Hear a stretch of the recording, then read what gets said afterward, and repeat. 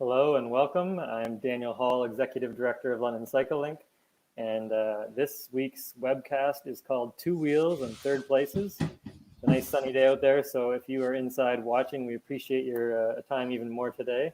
Luis, I think you've got some announcements for us, so I'll pass it over to you. Thanks, Dan. You know what? This is our fourth episode, and I think I'm starting to get more, comfortable with doing this. So let's go to our quick announcements. Today started the Together Ensemble National Conference here in Canada about the Sustainable Development Goals, and that's why we're using that background. Just a reminder that cycling is very much aligned with at least 12 of the 17 Sustainable Development Goals. The conference is today and tomorrow, and it's a free event. Togetherensemble.ca if you want to register and watch. The second announcement, like I said, today is our fourth episode, and you can find our list online on this address. You can pause and write that out, or you can just go to our YouTube channel, London CycleLink, and check it out. This episode will be on that channel, on that playlist as well. We finally reached our 4-digit in our petition, Jesse's petition. He started the petition to create more space for cycling and walking here in London. So we're happy about that to get more and more support. This morning we had our online reading. The recording will be available at the sharetheroad.ca website with the reading. Dan is holding the book for you guys, but of course you can also just buy the book and read yourself to your kids. We also had a few tips for people who are thinking about riding bikes with their family and the little ones. And of course, we're trying to collect a lot of that kind of information in our website. So you can take a look on this link right here on our website. You can check out all the information and all the references that we're using during these episodes that we are doing here every week. We're trying to do this every Wednesday around 3 p.m. So stay tuned. Dan? Yeah, the one last announcement that I want to share with everybody is today is the International Ride of Silence, and the Ride of Silence honors those who've been killed while riding a bicycle. There's no group ride this year, but if you would like to go for a ride, go visit a ghost bike, a white bike that's somewhere around town where someone has unfortunately been killed. Please use the hashtag Ride of Silence 2020, and that's a way that the online community can participate together to honor those lives who've unfortunately been killed on the road. To change gears a little bit, though, we want to invite our guest onto the show this week. So our title for the week is Two Wheels and Third Places, and we've got the third place expert, Steve MacDouell, here. I've had the privilege of getting to know Steve for a long time. We kind of knew each other all the way back to high school, I think. Played on the same soccer team at one point, and now I get to even see you in your third place sometimes. You're there a lot more than I am, but I get to run into you there. So, Steve, tell us a little bit more about your work, though, and how you've come to start thinking about third places. Sure. So, like a lot of people who do community work, I have a main hustle and then lots of different side hustles. So the main thing I do in terms of work is I'm a professor at Fanshawe, and I teach writing, communication, and history there. And then when I'm not doing that, I started with some friends this little collective of folks called Good City, and we try and do different place-based work, from starting a publication a year and a half ago called The Localist, to doing different little kind of micro-urbanism projects around our city, and sometimes outside of the city as well, partnering with different folk. That's the kind of work that we get up to and really enjoy doing, very kind of place-based projects. When I'm not doing those things, I get to write a bit about some of this, talk around the intersection of place and people and context and placemaking. And so I write over at Strong Towns every once in a while when I get the time and some inspiration. That's often where you can find that. And then just, in terms of interest, being a part of my neighborhood here in London, Woodfield. So I'm in West Woodfield. And so that's where a lot of, this kind of place interest has come from, has been living here. What was the second part of your question, Dan? I'll ask a different or in a better way, but Steve, I've never heard Woodfield referred to in the West and the East. That's the first time. I think I didn't know there was a border and a division there. I thought it was a kind of a cohesive whole. Yeah, I almost think it's because when I first moved to Woodfield, so West Woodfield being like right near the park, right near Victoria Park, and I was talking to someone from Woodfield, and they said, oh, that's like West Woodfield, almost as if it's not really Woodfield, but it definitely is. My street sign has Woodfield on it, but yeah, I'm in the west far reaches of Woodfield, and so yeah, we're out there. So this week we titled the webcast Two Wheels, which I think most people understand. It's bicycles, London Cycle Inc. We're all about cycling. But third places, can you help us understand what are they and why are they important? Sure. So a third place is a space that's not your work and it's not your home. So it's a third place, but it's also a place where there's some level of social connection going on. Sometimes these spaces are free spaces. Think of the library being a great classic example of a third place where you can go and linger. And the library is one of those, these beautiful gifts to our communities in the sense that you can linger without any pressure for buying anything, which is such a rarity anymore. And that kind of capacity to linger and to be known and to be seen, and the programming that the library puts on, the level of connection that occurs in a place like that. It's not your work, it's not your home, but it's this third place where kind of a commons is formed.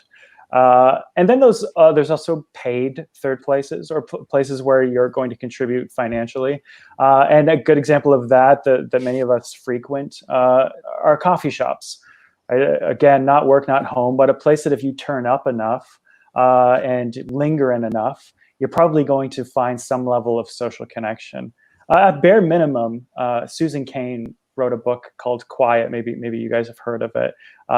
Something like Quiet, the Power of Introverts. And she talks about her coffee shop experience as, being together alone. I believe is how she phrases it. So she loves working out of coffee shops because she can be together with people, but also alone in her work. And she likes that kind of combination. It's invigorating. And I find the same thing. I like being together for the purpose of connection as well. Maybe that's the extroverted side of myself. But I think these places really matter. I think they've historically mattered to our cities. You look at, beer gardens in the 30s in Germany, or you look at, revolutions that have taken place throughout history. Oftentimes, if a state wants to shut down a revolution, you got to shut down the coffee shops because this is where people gather and where ideas are exchanged and where revolutions can break out. That kind of free space. And so I think they've historically mattered, but I would also say that they matter now for a number of different reasons. Your everyday local coffee shop, I think matters because people want to be seen, heard, and known in small ways and larger ways. And the ways that I've met my neighbors mostly has not been going next door and knocking on their doors, but frequenting the same places over time. And so my local cafe is Locomotive, and so I'm there. Outside of the current moment we find ourselves in, I'm there almost every day, even for a few minutes, sometimes for an hour or so. And over time, I've got to know my neighbors through that. And, I think part of us, we want to become known characters in our neighborhoods. We want to become a part of the story of our neighborhoods. I think third places can help kind of place us in a particular geography. I also know from experience that over time of turning up and being connected, good ideas kind of for the common good of the neighborhood can really burst forth, right? As you get to know the people you share proximity with, and you're doing it over a nice caffeinated beverage or a tasty, weedy beer, whatever it might be, over time of that kind of presence, good ideas can be, formed by the people who actually share the same geography. And so the hope with a third place like a locomotive or like a local pub or like a library, whatever that third place might be. Community gardens can be third places of sorts, parks. I think if you turn up to parks, and we've had this experience as well, turning up to parks enough, you start to see the same characters around. And that kind of commons begins to be formed. And over time, I don't want to overestimate you turning up to a cafe and now you're collaborating with your neighbors. But if you turn up enough, the same people turn up enough, over time, that kind of through osmosis, good ideas begin to be formed. And the last thing I would say is, I think we want people to be attached to their neighborhoods and cities. I think we want people to stay in London. I want people to move here. I want students to stay. I'm often, I'm trying to give my students the insider scoop of London, especially students who aren't from here. My nervousness is that they're just going to experience Richmond Row and they're not going to go beyond there. And Richmond Row is great. But I want them to see that London is this, unique, interesting, eclectic place that has some really hidden gems, but you're not going to accidentally stumble upon them. That's one of the reasons we started The Localist, was we were nervous that either A, our friends were going to start businesses that people weren't going to frequent because they didn't know they were there, or B, that these great businesses that existed for a long time are just not going to be seen by newcomers to our city. And so we want people to experience that. And we also got tired of our Toronto friends slagging off London as this boring place, where I think that London has everything that Toronto has, but it just has one of them, right? You don't need 20 great cocktail bars, right? You just need one or two of them.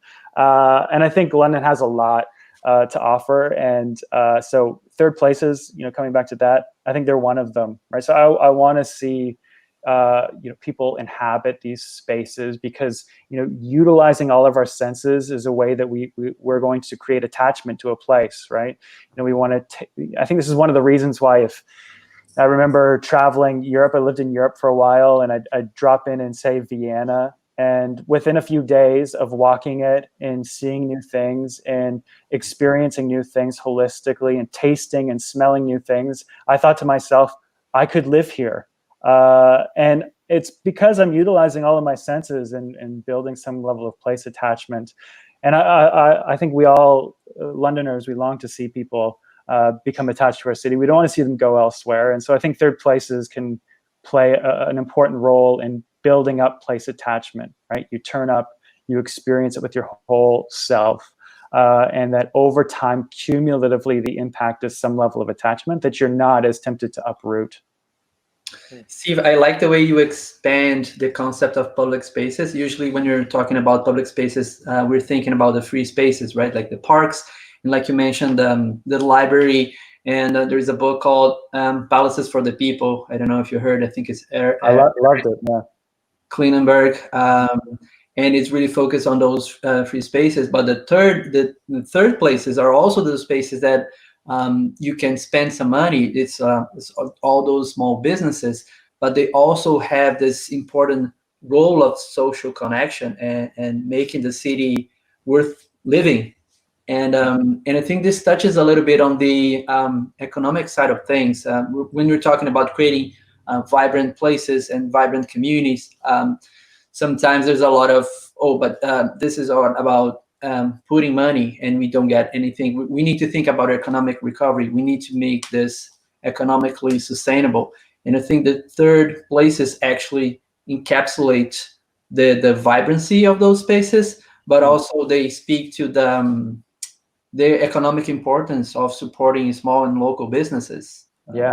Yeah, no, absolutely. I mean, your money goes farther, right? And I think if we want our dollars to go as far as possible and have as much of a local significance as possible, then that kind of local investment, and anywhere from a local coffee shop to that local pub, whatever it might be, is going to have that kind of exponential expandedness, right? I know who's getting that money, and I know that the money that's going beyond that shop, for example, for coffee, is going to a company who's, doing coffee distribution and, a connection to farmers as well. So, I want to keep things as local. That kind of hyper local economics, I think, is important. I suspect it's going to become even more important after, as things start to reopen. And so that support local isn't just a good phrase. It actually makes a lot of dollars and cents on a local level. So yeah, I'm all in with you, Luis. And Steve, as we talk about the intersection of cycling and third places and this sort of supporting local business, how do you see cycling playing a role in support for third places for local business now and going forward, I guess? Yeah. No, I know I can't speak to cycling in the way that you guys can, but at a distance, I've certainly, at a distance and up close. I mean, I got to be on the board of CycleLink, years ago now. Now it's this, it's this massive movement, which is just delightful to see as a Londoner. And so it took me leaving for it to become something significant, it turns out. I think that's causation, they call that. And so, I think you guys would know the research on this better, but you don't have to do too much poking around to see where there's protected bike lanes, where there's a large number of cyclists on a consistent basis. We see bumps in retail. And third places, we need people to inhabit them, and just the ease of a bike to jump in and out of places, not having to find a parking spot. And then you pair that with cycle tracks along kind of main corridors of retail, that works out in the retailer's favor. And I think if we want some of these spaces to stay in business, we need as much foot traffic as possible near them. Foot traffic paired with transit stops. All of these things cumulatively add up to more thriving people-centric places. So on a local level, that's certainly what I'm hopeful for. Is and I know that even in places where this has proved to be the case, think about even Amsterdam, there was historically there was resistance to cycle tracks and to taking away parking for retail environments. Now they would never ever take that back and go and return to days gone by. And I don't think London needs to become Amsterdam, but I think the research is pretty helpful there to say that cycling along main corridors where there's retail, where people can spend money, is helpful to those retailers. And so that would be my more economic push for it. I mean, obviously, cycling has lots of perks, including health and cost savings in terms of cycling versus car ownership. Those all things cumulatively matter. But in terms of third places, I think having and I'm excited for the Colborne cycle track to continue, because that's helpful to my local third place, right? That's on the corner of Colborne and Pall Mall. So yeah, I think cycling infrastructure is helpful to retail environments, and so I want to see people frequenting these places, which means I want to see cycling as well, becoming a more significant presence in our city. And as a more immediate response, you probably saw some of those news in cities, not only in Europe, but even in the States as well, that they are, because they wanted to start the economic recovery as soon as possible, they're really creating more space so people can, visit restaurants and businesses, but they're using sidewalks and they're even spanning to the streets. So you can keep your physical distancing, but you can still support local businesses. Do you have anything to say? How do you see that kind of response in some cities? And would you like to see something like that here in London?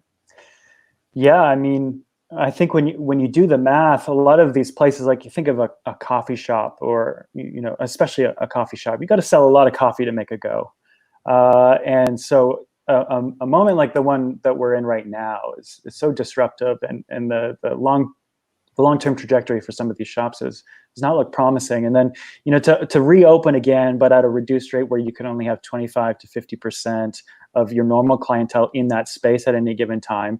That's a huge hit. And so I think if we're really interested in seeing these places survive, we have to start allowing them to spill out, like you've said, Luis, to spill out onto the street. And I think I know you guys are in favor of this. I think at some point we got to reclaim streets as public space, and if it is public space, then the public should benefit in more ways than one. And I think London is actually, in a lot of spaces around London, is quite, I think between the infrastructure and just the ability to be disruptful without not completely shattering productivity in our city, I think is there in a lot of different locations. And so I would want to say that if we're all in on local business, I think we've got to go above and beyond, not just monetary support, which is important, from like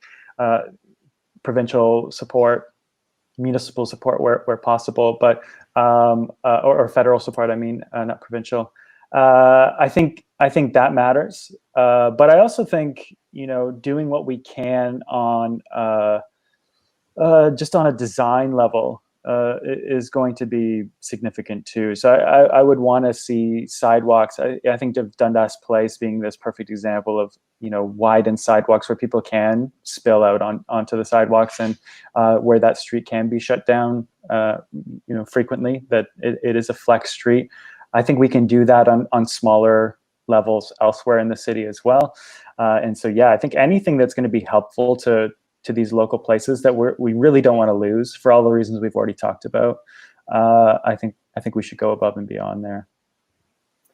Yeah, Steve, I think one thing you've sold so well is the importance these places play in our city and in our collective lives.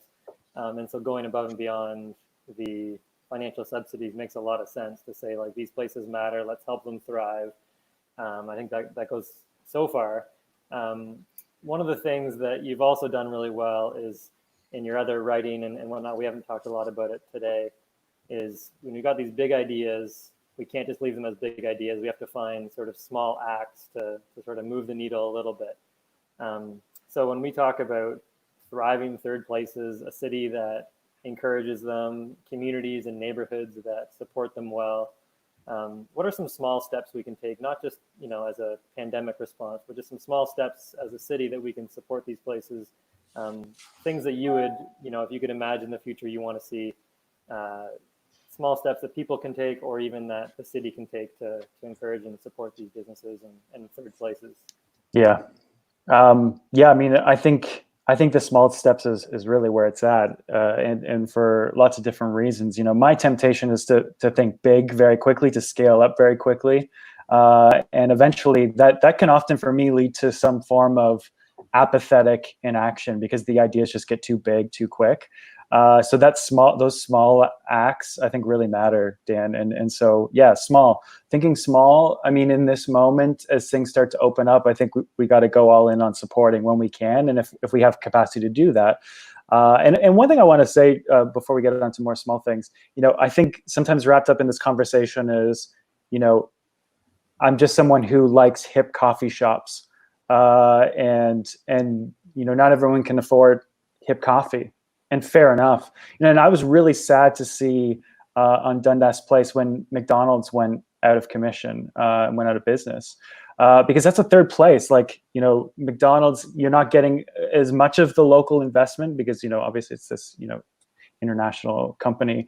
But that place still mattered to a lot of people. There's different places that we can make third places. And so I just want to say that conversations around third places can quickly become this elitist conversation where we're talking microbreweries and $10 coffees. That I think that would sell the conversation short. There's so many different third places in our cities, and they all matter and are creating a commons for people. But onto small steps. So yes, going all in and supporting when we can and when we have capacity to do that.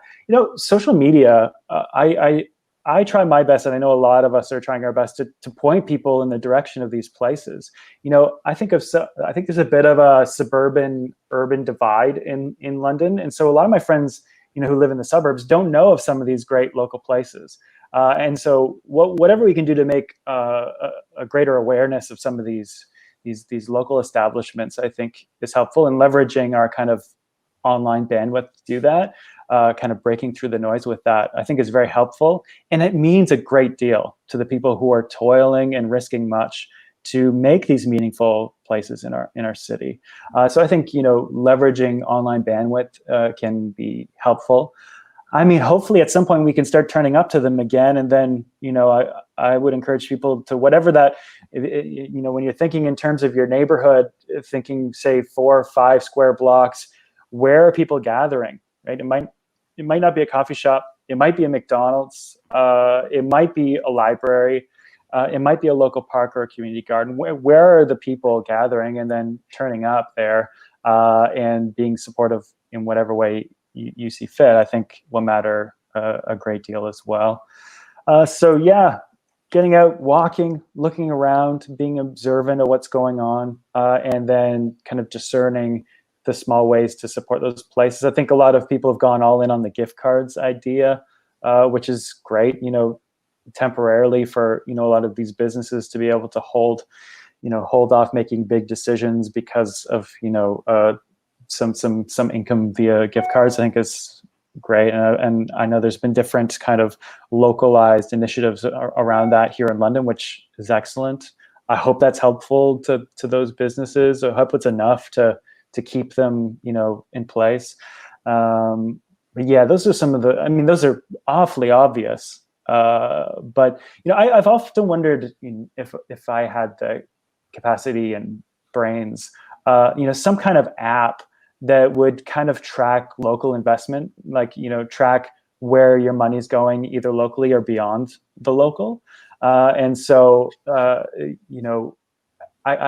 know Britt and I, my partner and I, we try and support all of the businesses in our neighborhood at least once, right? So even if it's not something that we're not terribly drawn to, and maybe even if it's something that we don't think is going to work long term, sometimes you just know there's going to be the odd business that pops up and it's just not going to work. And you've seen businesses like that happen. It doesn't work. We still try and spend money there at least once. And it'd be nice if there was a way for people to kind of track their local spending, and some kind of like passport of sorts of local spending. It might even exist for all I know. That's Britt's idea, not mine. Like most of her good ideas, I steal them and make them my own.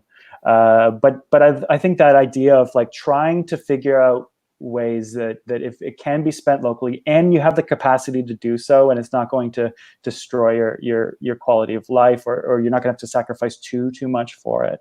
I think that those kinds of decisions on a small level really matter, because when you buy that book from Brown and Dixon, I mean, you can actually get to know Brown and Dixon, which is just kind of an amazing thing that often there's a distance between the buyer and the owner, and there's not in a lot of these local scenarios. So that's I think can be really encouraging for people. Steve, one thing that you made me realize is that, and because we're all about bikes, so we're always having those conversations, and we're trying to see how how cycling fits into all that. That when you see the world from a bike, when you're cycling, actually the whole world becomes a third place, because the third places are about connection, and it's small but regular, seeing other people and experiencing the world of all your senses. This is exactly what cycling is about. And and of course you need to have other people walking and cycling, right? If you're the only on your bike and there's just a line of cars, you don't have the connection. But I now I clearly remember, and I counted. A few years ago, I had to take my kids to the kindergarten and then go to work, and I counted how many smiles people gave me along the way. And I don't remember exactly the number. It was like 25, 30-minute bike ride, but it was something around like 12 to 15 smiles. And those were people that I started to see almost every day on my bike ride to work and to school. They were, selling newspaper, or they were watering the garden, or at one point there was, and we don't know their names, right? We don't know each other. We're not close friends, but we know each other.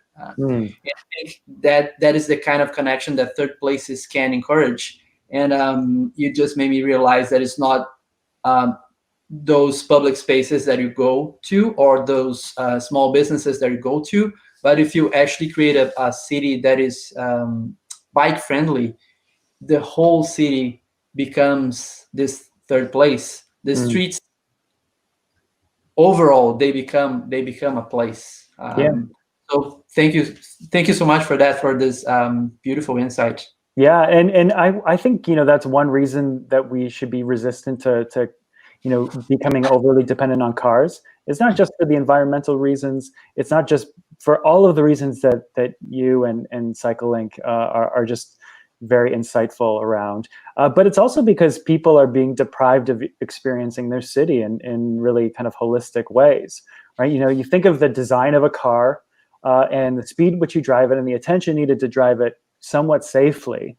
And any kind of place attachment in the places that you're blazing through is essentially removed, right? Bikes, you know, I think walking is the kind of the apex experience, but cycling is next to it, right? There's still attention, of course, especially in our city. You've got to be attentive if you're on a bike, but that the design, the ability to get on and off, the ability to kind of peruse the nooks and crannies of your town.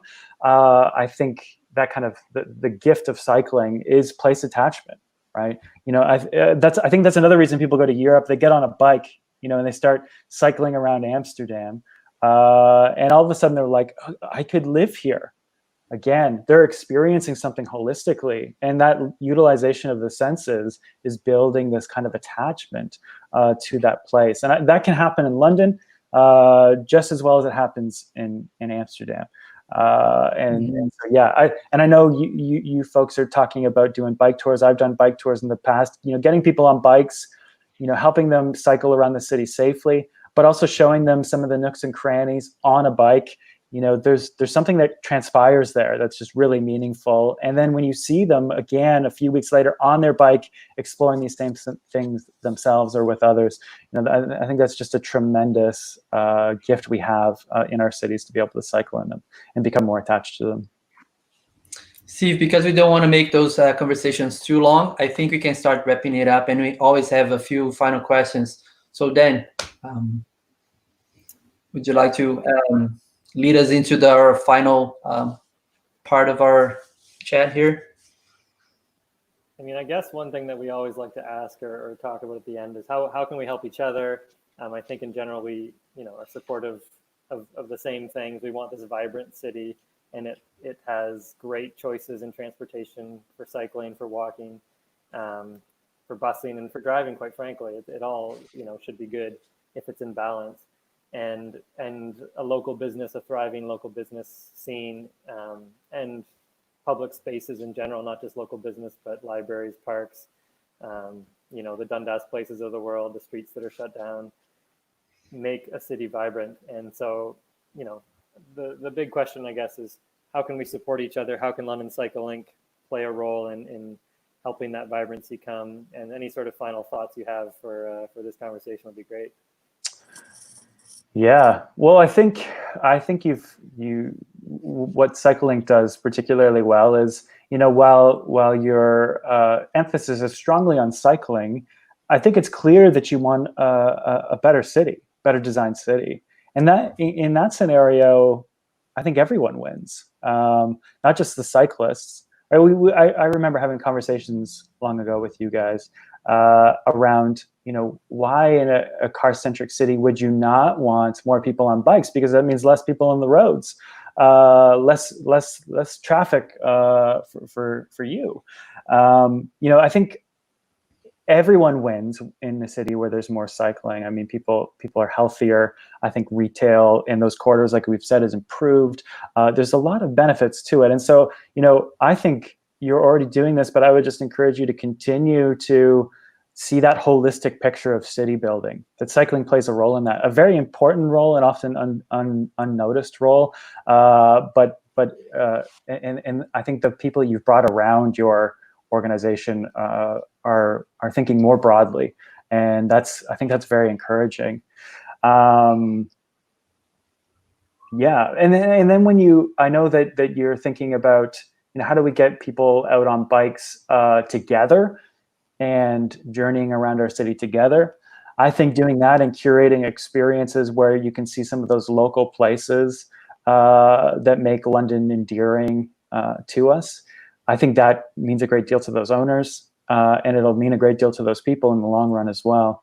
None of that is mind bending, but I just think. Well, I think that's a great way to finish, Steve. That both the experience on the bike is part of the experience of connecting to the place, and I think that's really, it goes hand in hand. You're creating a great experience with your city, with your place, with your bike. Mm-hmm. I think that's really cool. So that's a good finishing point. Are there any questions, Luis, that we need to? No, not. In fact, I just want to invite people for our next webcast next week. Will be a special one. We have some international guests. So I reached out to a few friends back in Brazil. So we will have Aline Cavalcanti and JP Amaral. Maybe some of you guys heard about them. She was part of the Bikes versus Cars movie. And JP is one of the co-founders of the Bike Anjo network, and also one of the bicycle mayors, one of the early adopters of this worldwide movement. And yeah, we're gonna have an interesting conversation next week. And Steve, thank you so much for being part of our conversation today. Of course. Thanks for all the work you do in our city. That's great. Thanks, everybody. Enjoy the sun. Mm-hmm. Bye, everyone.